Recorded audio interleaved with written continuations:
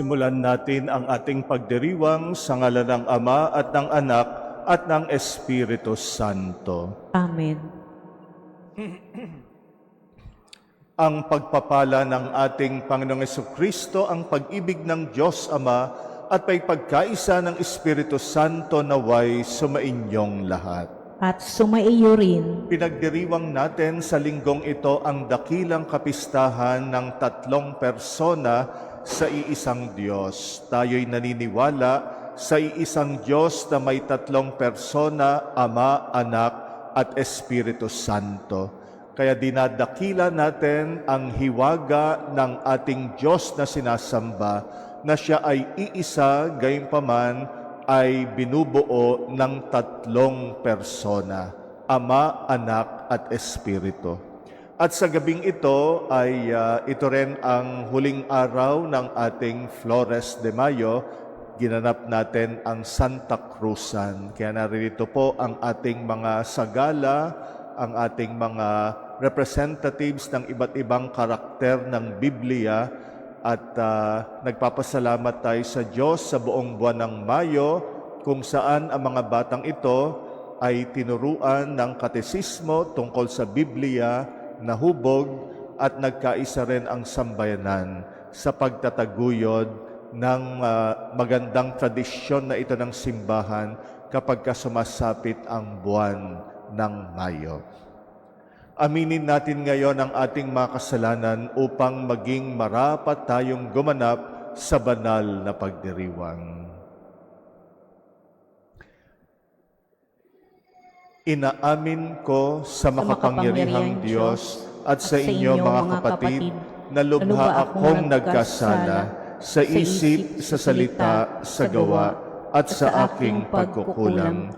Kaya isinasamo ko sa mahal na Birheng Maria, sa lahat ng mga anghel at mga banal at sa inyo mga kapatid na ako'y ipanalangin sa Panginoong ating Diyos. Kaawaan tayo ng makapangyarihang Diyos, patawarin tayo sa ating mga kasalanan at patnubayan tayo sa buhay na walang hanggan. Amen. Panginoon, kaawaan mo kami. Panginoon, kaawaan mo kami. Kristo, kaawaan mo kami. Kristo, kaawaan mo kami. Panginoon, kaawaan mo kami. Panginoon, kaawaan mo kami. Papuri sa Diyos sa kaitaasan.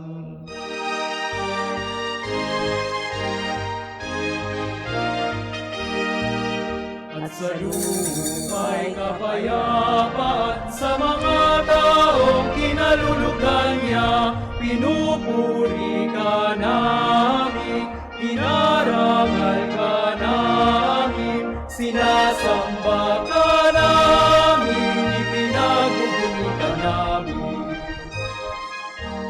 Dahil sa dakila mo maging kapurihan, Panginoong Diyos, Hari ng langit, Diyos amang makapangyarihan sa lahat. Panginoong Jesucristo, bugtong na anak.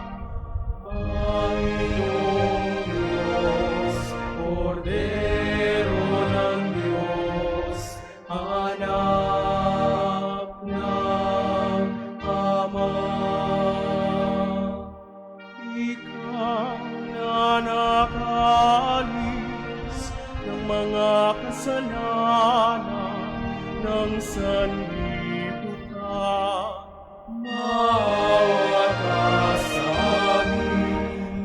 Ikaw na nakaalis ng mga kasalanan ng sanlibutan, tanggapin mo ang aming kahilingan. Ikaw na nalulugtog sa kanan ng Ama. Maawat ka sa amin. Sapagkat ikaw lamang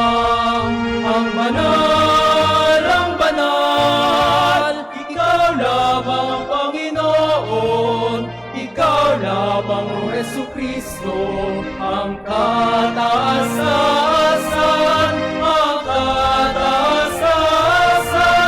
kasama ng Espiritu Santo, kasama ng Espiritu Santo, magkasawalang hanggan, magkasawalang hanggan, magkasawalang hanggan.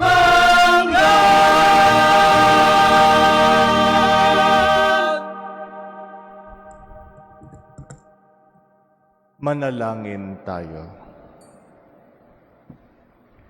Ama naming makapangyarihan, sa iyong pagsusugo sa salitang Diyos na totoo at maasahan, at sa pagbibigay mo ng Espiritong nagpapabanal sa sanlibutan, ipinahayag ang iyong kahiwagaang dakila sa sangkatauhan.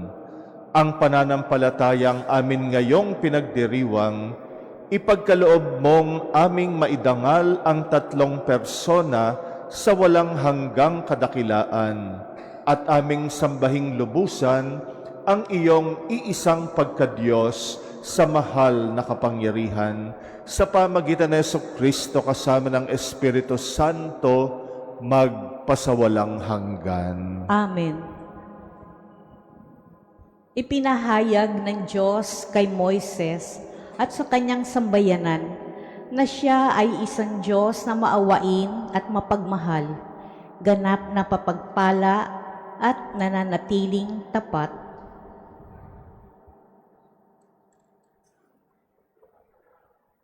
Pagbasa mula sa aklat ng Eksodo. Noong mga araw na iyon, tumapyas si Moises ng 2 bato at dinala kinaumagahan sa bundok ng Sinai. Ang Panginoon ay bumaba sa ulap, lumagay sa tabi ni Moises at binanggit ang kanyang pangalan, Panginoon. Ang Panginoon ay nagdaan sa harapan ni Moises. Sinabi niya, "Akong Panginoon ay mapagmahal at maawain. Hindi ako madaling magalit. Patuloy kong ipinadarama ang aking pag-ibig at ako'y nananatiling tapat." Nanikluhod si Moises at sumamba sa Panginoon. Sinabi niya, "Kung talagang kinalulugdan ninyo ako, isinasamo kong samahan ninyo kami kahit na matigas ang ulo ng lahing ito. Patawarin na ninyo kami at tanggapin bilang inyong bayan." Ang salita ng Diyos. Salamat sa Diyos. Purihin at ipagdangal ang Diyos magpakailanman. Purihin at ipagdangal ang Diyos magpakailanman. Pinupuri ka namin, Panginoon, Diyos ng aming mga ninuno. Karapat-dapat kang ipagdangal at dakilain magpakailanman. Purihin ang iyong banal at maluwalhating pangalan. Nararapat purihin at ipagdangal magpakailanman. Purihin at ipagdangal ang Diyos magpakailanman. Purihin ka sa iyong banal at marangal na tahanan. Lubhang karapat-dapat kang awitan at dakilain magpakailanman. Purihin at ipagdangal ang Diyos magpakailanman. Purihin ka na nakaluklok sa marangal mong trono. Karapat-dapat kang awitan at dakilain magpakailanman. Purihin at ipagdangal ang Diyos magpakailanman. Mula sa iyong luklukan sa ibabaw ng mga kerubin, nakikita mo ang kalaliman, ang daigdig ng mga patay. Karapat-dapat kang purihin at dakilain magpakailanman. Purihin at ipagdangal ang Diyos magpakailanman. Purihin ka sa buong sangkalangitan. Karapat-dapat kang awitan at dakilain magpakailanman. Purihin at ipagdangal ang Diyos magpakailanman. Napapaloob sa buhay ng isang Kristiyano ang biyaya, pag-ibig at pakikiisa. Ito ay mga pagpapala at aninag ng pagkakaisa ng Santatlo.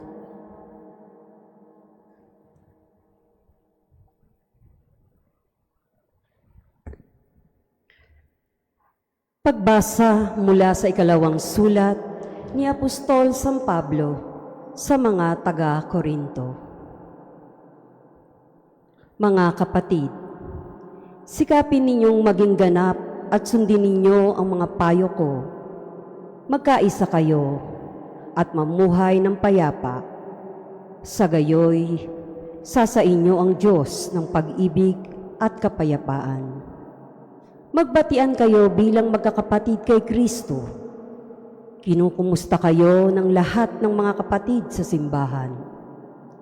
Naway sumainyong lahat ang pagpapala ng Panginoong Hesukristo, ang pag-ibig ng Diyos, at pakikiisa ng Espiritu Santo. Ang salita ng Diyos. Salamat sa Diyos.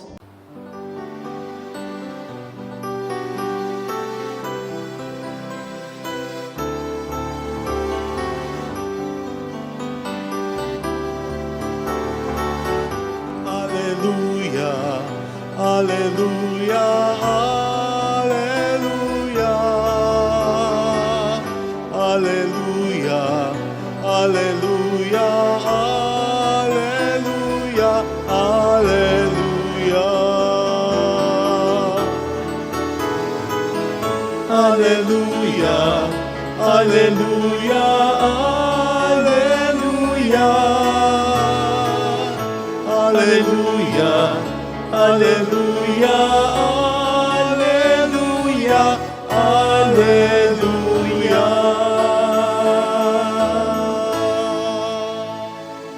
Sumainyo ang Panginoon. At sumaiyo rin. Ang mabuting balita ng Panginoon ayon kay San Juan. Papuri sa iyo, Panginoon.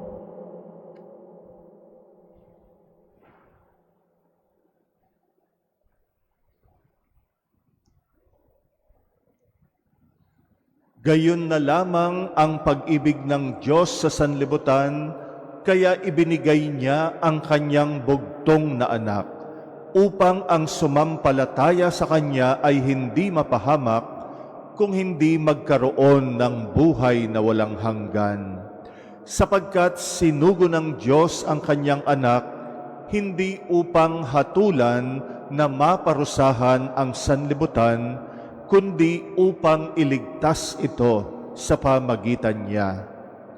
Hindi hahatulang maparusahan ang nananampalataya sa bugtong na anak ng Diyos, ngunit hinatulan ng parusahan ang hindi nananampalataya sa Kanya. Ang mabuting balita ng Panginoon. Pinupuri ka namin, Panginoong Hesukristo. Ang Diyos ay isa, pero hindi siya nag-iisa. Sa linggong ito pinagdiriwang natin ang dakilang kapistahan ng tatlong persona sa iisang Diyos na tinatawag nating banal na Trinidad. Sa makabagong Tagalog, tinatawag din siya na banal na Santatlo. Kaya yung Trinidad kasi galing sa Espanyol, kaya pag nung itinagalog sa makabagong panahon, yung Trinidad, Santatlo. Kaya pag naririnig natin yung San Tatlo, yan ang banal na Trinidad. Sana tuwing nababanggit ang banal na Trinidad, hindi mga numero ng matematika ang naglalaro sa isip natin. Baka isipin natin tuwing naririnig natin ang banal na Trinidad, ang nasa isip natin 1 plus 1 plus 1 equals 1. O kaya ang nabubuo sa isip natin 3 in 1. Ang banal na Trinidad ay hindi mathematics.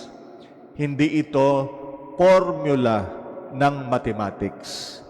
Pag naririnig natin ang banal na Trinidad, Ama, Anak at Espiritu Santo, ang maalala natin yung kwento ng tatlong persona na ito. Na ang tatlong persona na ito nagpakilala sa kasaysayan ng pagliligtas sa tao. Sa kasaysayan ng pagliligtas ng Diyos sa tao, doon natin siya nakilala. Doon nagpakilala ang Diyos bilang isang Diyos na merong tatlong persona. Ang pagpapakilala ng Diyos dahan-dahan, unti-unti, hindi isang bagsakan. Ang unang yugto ng pagpapakilala ng Diyos ay yung ipakilala niya ang kanyang sarili bilang ang iisang Diyos na makapangyarihan. Ito ay minana natin sa bansang Israel, sa relihiyon ng mga Israelita. Sila ang nagpamana sa mundo ng paniniwala sa iisang Diyos, na hindi marami ang Diyos, na hindi bawat bansa may kanya-kanyang Diyos. Iisa lang ang Diyos ng buong mundo. Ito ang ipinahayag at ipinangaral ng Israel, na ang lahat ng bagay sa mundo, iisa lang ang pinanggalingan. Yung ibang mga Diyos na kinikilala ng iba't ibang bansa, mga Diyos-Diyosan lamang, hindi tunay na Diyos, sapagkat iisa lang talaga ang Diyos, at siya ay nagpakilala una sa bayang Israel. Kaya nga, sinamba siya ng Israel bilang ang iisang pinakamakapangyarihang Diyos na lumikha ng lahat ng bagay. At siya rin ang nagtaguyod sa bayang Israel. Pinili ng Diyos na ito ang Israel bilang kanyang bayan upang maging simula ng kanyang pagpapakilala sa buong mundo. Kaya yung Israel pinili, hindi para manatiling kanila lang ang paniniwala sa Diyos. Ang Israel dapat ang magpapahayag sa iisang Diyos sa buong mundo, sa buong sangkatauhan. At yan ay ginampanan ng simbahan. Pagkatapos ng bayang Israel na buo ang simbahan sa pagdating ng Panginoong Hesus, ang simbahan ang bagong Israel. Sa pamagitan ng simbahang ito, ipapahayag sa buong mundo ang iisang Diyos na makapangyarihan. Gayunpaman, bagamat yan ang unang yugto ng pagpapakilala ng Diyos, unti-unti nakilala natin na ito palang iisang Diyos ay Ama na merong anak na isinugo sa mundo. At ito ang Panginoong Hesus. Kaya yung ebanghelyo natin ngayon, ito ang pinapahayag. Gayon na lamang ang pag-ibig ng Diyos sa sanlibutan. Kaya nung dumating ang takdang panahon, isinugo ang anak ng Diyos. Doon natin nakilala na ang iisang Diyos na Ama na kinikilala ay meron palang anak. Yung pagiging anak ng Diyos na Jesus, hindi katulad ng pagiging anak ng Diyos natin. Tayong mga nilikha ng Diyos, sa lumang tipan, tinatawag ding anak ng Diyos. Pero iba ang pagpapakilala ni Jesus ng sarili niya. Sabi niya, siya ay anak ng Diyos na umiiral na bago palikain ang lahat ng bagay. Ibig sabihin, bago pa nilikha ang mundong ito, nandoon na si Jesus. Si Jesus umiral hindi lang nung pinanganak siya ng mahal na birhen. Si Jesus umiiral na bago pa nilikha ang buong mundo. Kaya nga si Jesus ay Diyos din katulad ng kanyang Ama.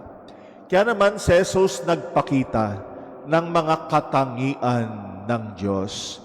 At lahat ng taguri sa Diyos, taglay ng Panginoong Yesus. Tinatawag din siyang Panginoon, Hari ng sanlibutan, Hari ng mga hari. Kaya kung ano ang katangian ng Ama at mga taguri ng Ama, ay siya ring katangian at taguri kay Jesus. Sapagkat si Jesus ay Diyos din. Kaya dito unti-unti nating natutunghayan na yung iisang Diyos na Ama nating lahat ay may bugtong na anak. Ginamit ang salitang anak sapagkat ibig sabihin ng anak, kapareho ng nature. Katulad din naman ng mga anak ninyo. No, kayo ay nagkaanak, hindi ng aso, kung hindi tao rin na katulad nyo.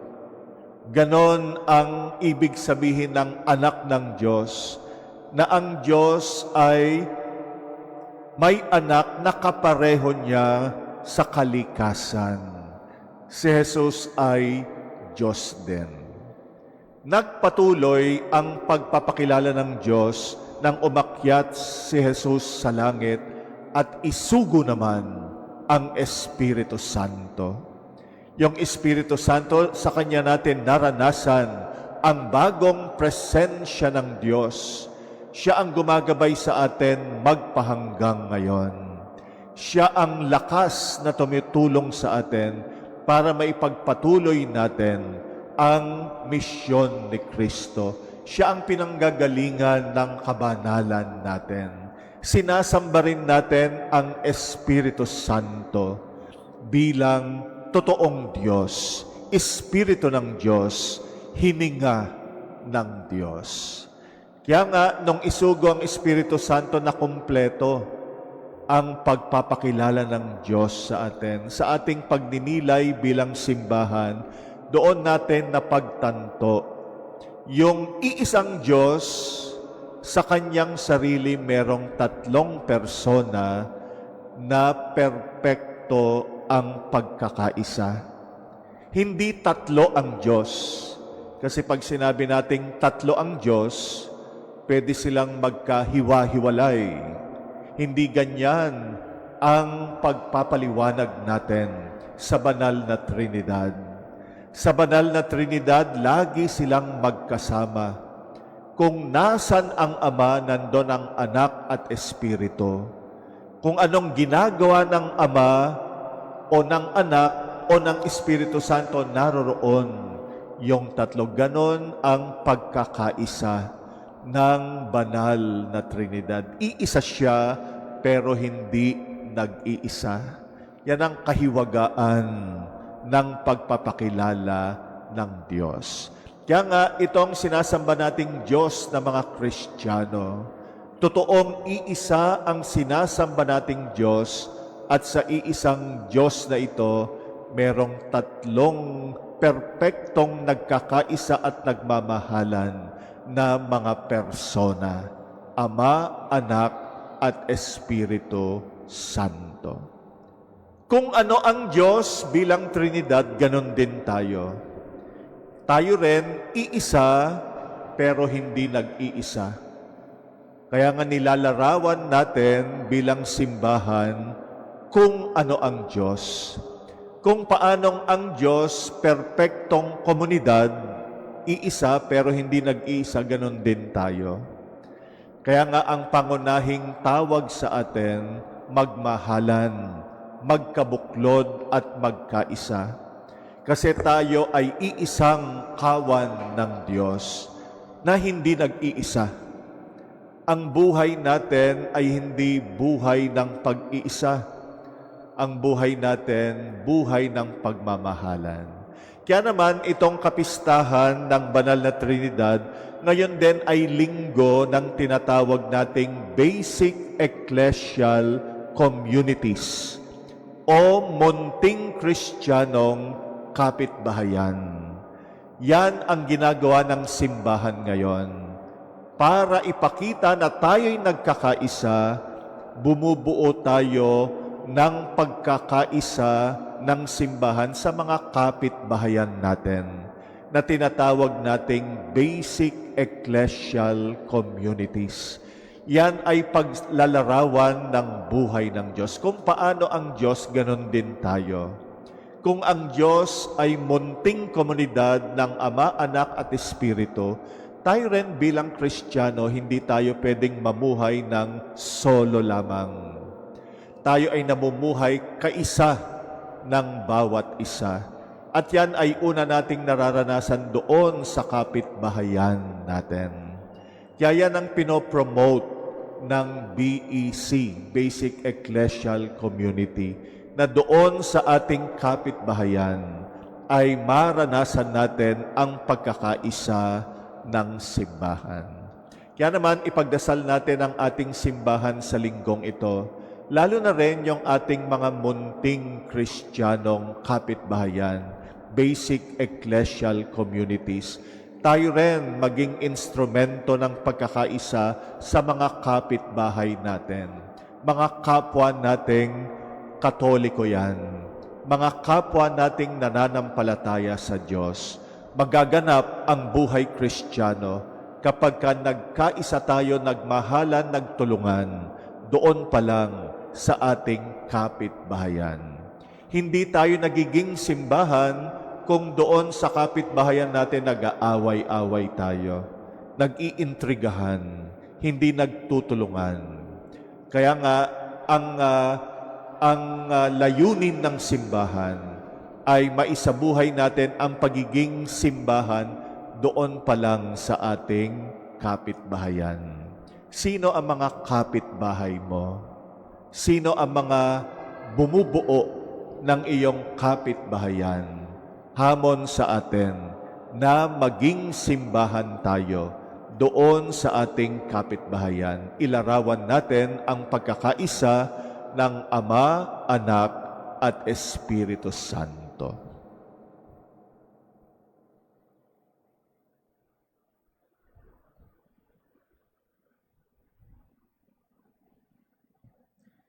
Ipahayag natin ngayon ang ating pananampalataya sa Diyos na banal na Trinidad.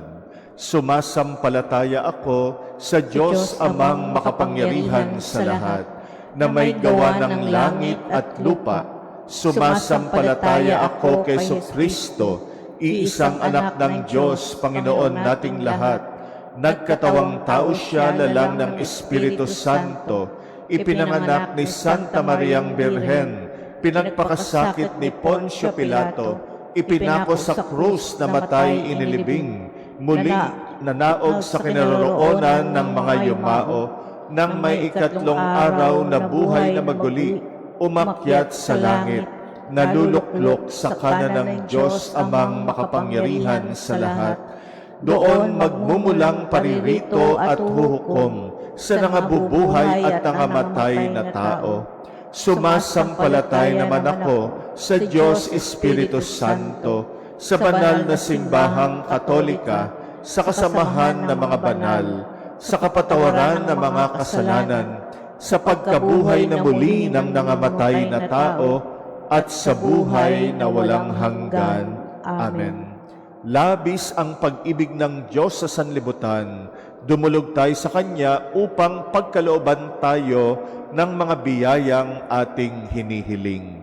Sa bawat panalangin ating itugon, San Tatlong Diyos, dinggin mo kami.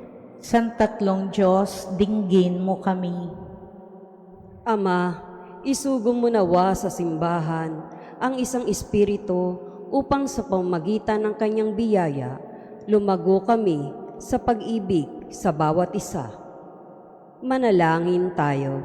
Sa tatlong Diyos, dinggin mo kami. Ama, pag-alabin mo ang Espiritu Santo, ang Paraklito, sa mga pinuno ng simbahan at pamahalaan upang mapunuan ang iyong sambayanan ng may katapatan. Manalangin tayo. Sa tatlong Diyos, dinggin mo kami.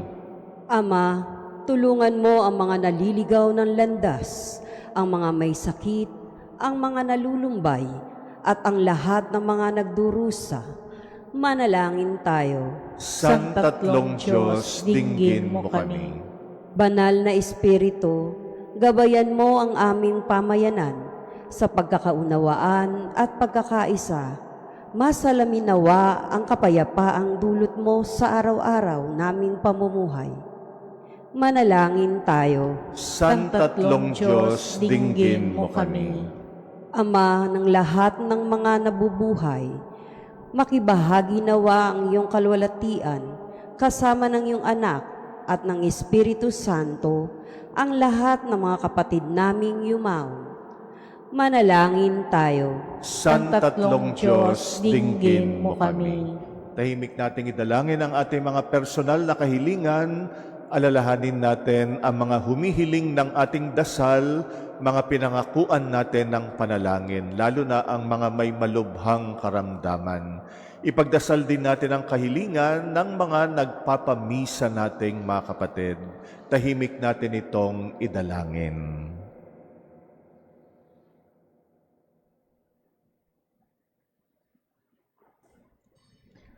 Panginoon, sinasamba ka namin bilang santatlong Diyos.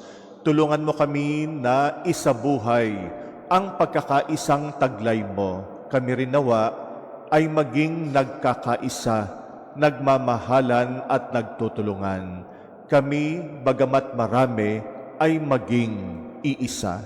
Ikaw na aming Panginoon, magpasawalang hanggan. Amen.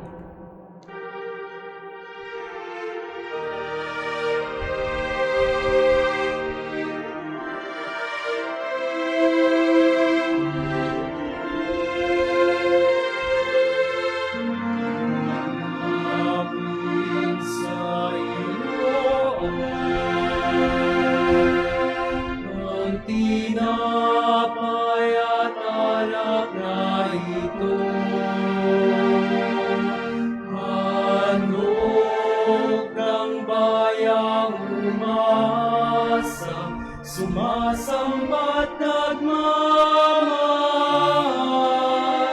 sa'yo. Nawa'y dalhin ng iyong anghel ang aming panalangin sa'yo. Katulad ng halimuyak ng insenso, umaakyat sa kalangitan. Handog namin sa iyo, Ama, ang tinapay at alak na ito. Handog ng bayang umasa, sumasamba't nagmamahal sa'yo.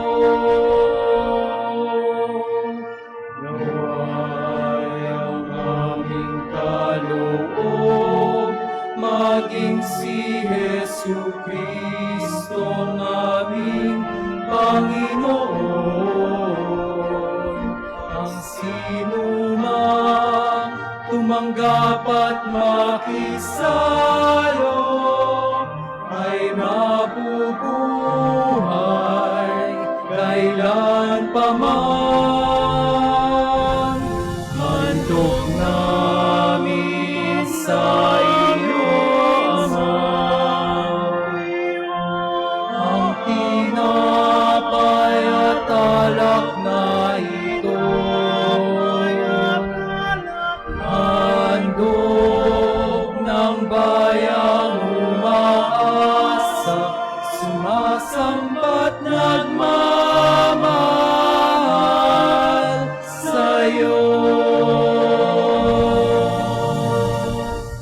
Manalangin kay mga kapatid upang ang paghahain natin kalugdan ng Diyos Amang makapangyarihan. Tanggapin nawa ng Panginoon itong paghahain sa iyong mga kamay, sa kapurihan niya at karangalan, sa ating kapakinabangan at sa buong sambayanan niyang banal. Ama naming lumikha, gawin mong banal ang mga alay na aming inihanda, ngayong aming sinasamba at sinasambit ang ngalan mong dakila, at pakundangan sa mga alay na ngayoy nasa dambana, kami naway maging laging nakalaan sa iyong adhika sa pamagitan ni Jesucristo kasama ng Espiritu Santo, magpasawalang hanggan. Amen. Sumainyo ang Panginoon. At sumaiyo rin, Itaas sa Diyos ang inyong puso at diwa. itinaas na namin sa Panginoon. Pasalamatan natin ang Panginoong ating Diyos. Marapat na siya ay pasalamatan. Ama naming makapangyarihan, tunay ngang marapat na ikay aming pasalamatan, kaysa ng iyong anak at ng Espiritu Santo, ikay iisang Diyos na pinapanginoon ng mga tao. Ang iyong anak at Espiritu ay di naiiba sa pagka-Diyos mo.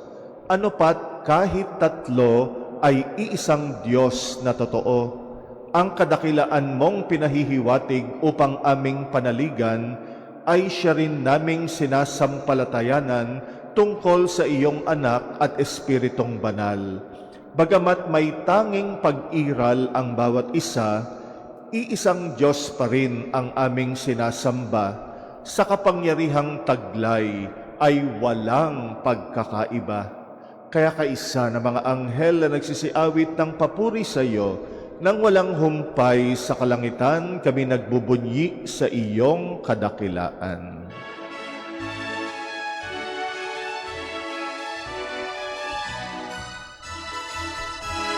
Santo, Santo, Santo, Diyos makapangyarihan, napupuno ang langit at lupa ng kaluwalhatian mo.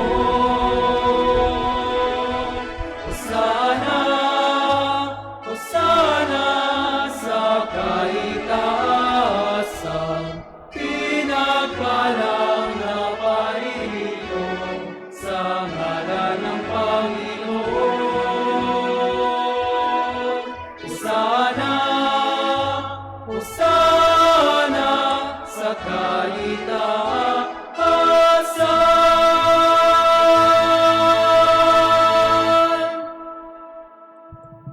Ama naming banal, ikaw ang bukal ng tanang kabanalan, kaya't sa pamagitan ng iyong Espiritu gawin mong banal ang mga kaloob na ito, upang para sa amin maging katawan at dugo ng aming Panginoong Jesucristo, bago niya pinagtisang kusang loob na maging handog.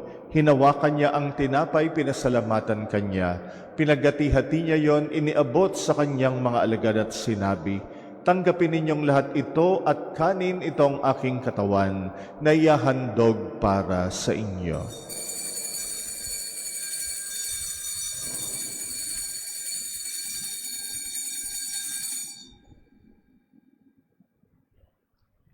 Gayon din naman nung matapos ang hapunan, hinawakan niya ang kalis, muli kanyang pinasalamatan, iniabot niyang kalis sa kanyang mga alagad at sinabi, tanggapin ninyong lahat ito at inumin itong kalis ng aking dugo, ng bagot walang hanggang tipan, ang aking dugo na ibubuhos para sa inyo at para sa lahat, sa kapagpapatawad ng mga kasalanan, gawin ninyo ito sa pag-alala sa akin.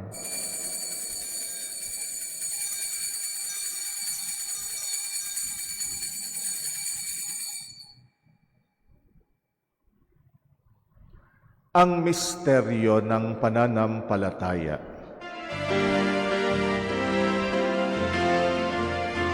Sa krus mo at pagkabuhay, kami natubos mong tunay. Oo, Jesus, naming mahal, iligtas mo kami tanan, nailang magpakailanman.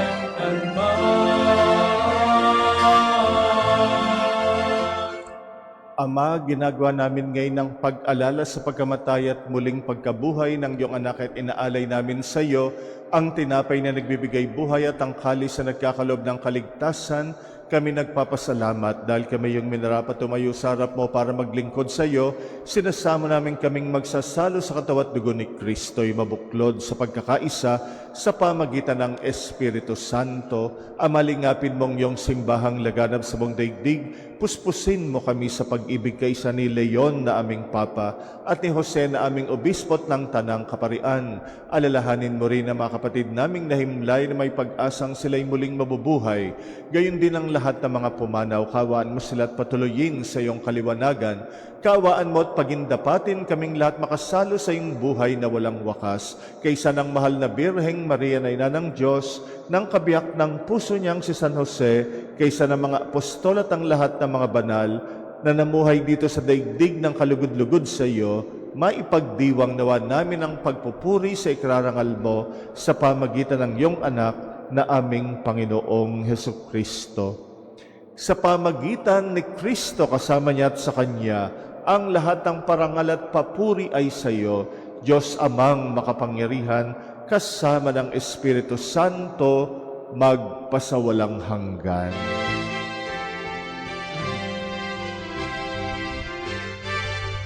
Amen, amen, amen, amen.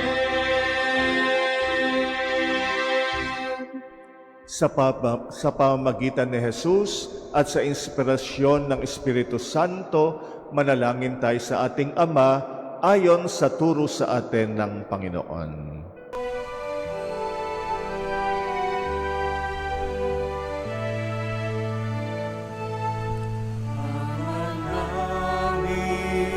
Sumasalangit ka, sambahin ang ngalan mo,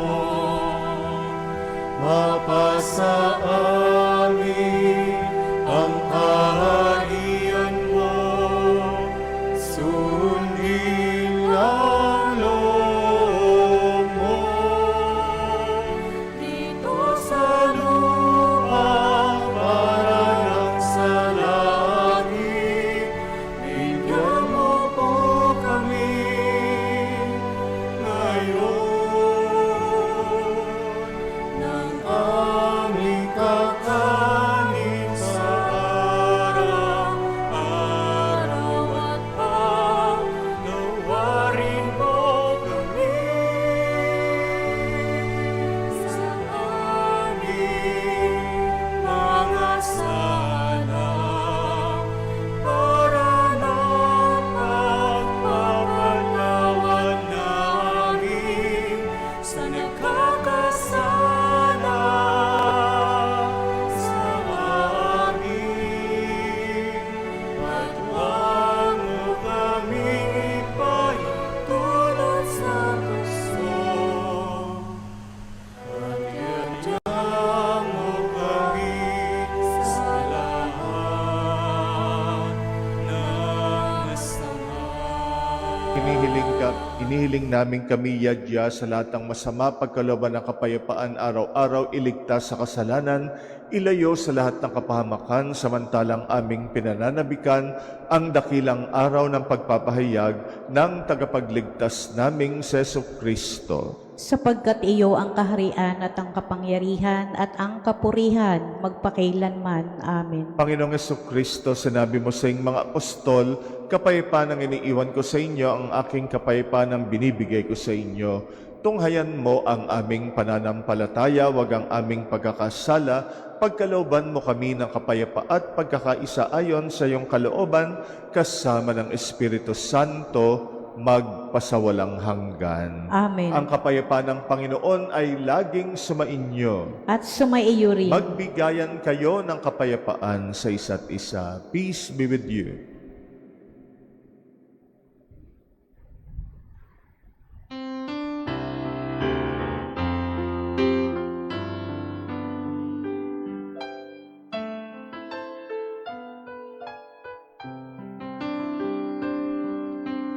Pero ng Diyos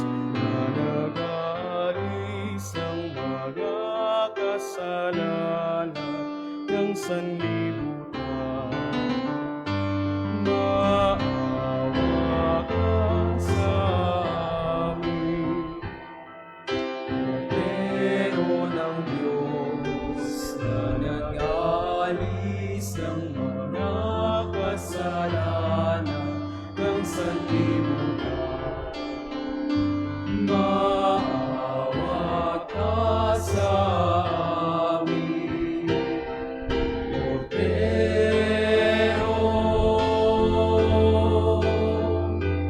ng Diyos na nag-aalis ng mga kasalanan ng sanlibutan.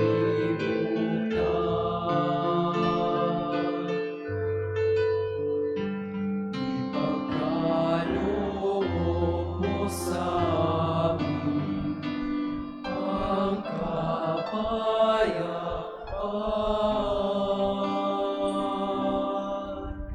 Ito ang kordero ng Diyos, itong nag-aalis ng mga kasalanan ng sanlibutan. Mapalad ang mga inaanyayahan sa kanyang piging. Panginoon, hindi ako karapat-dapat na magpatuloy sa iyo, ngunit sa isang salita mo lamang ay gagaling na ako.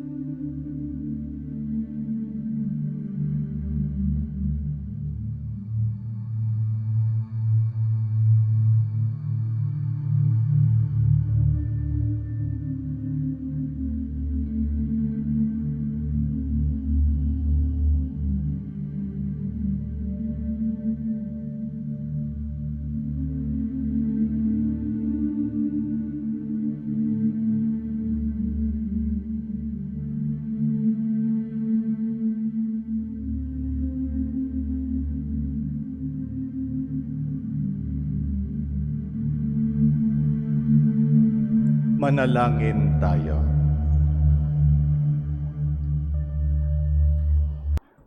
Ama naming mapagmahal, mapakinabangan nawa ng aming buong katauhan ang pagtanggap namin sa mga banal na pinagsaluhan at ang aming pagsamba ng may pananampalatayang lubusan sa tatlong persona ng iisang Diyos lamang sa pamagitan ni Jesucristo kasama ng Espiritu Santo magpasawalang hanggan. Amen. Sumainyo ang Panginoon. At sumaiyo rin. Pagpalain kayo ng makapangyarihang Diyos, Ama at Anak at Espiritu Santo. Amen. Tapos na ang ating pagdiriwang, humayo tayong taglay ang pag-ibig ni Kristo. Salamat sa Diyos.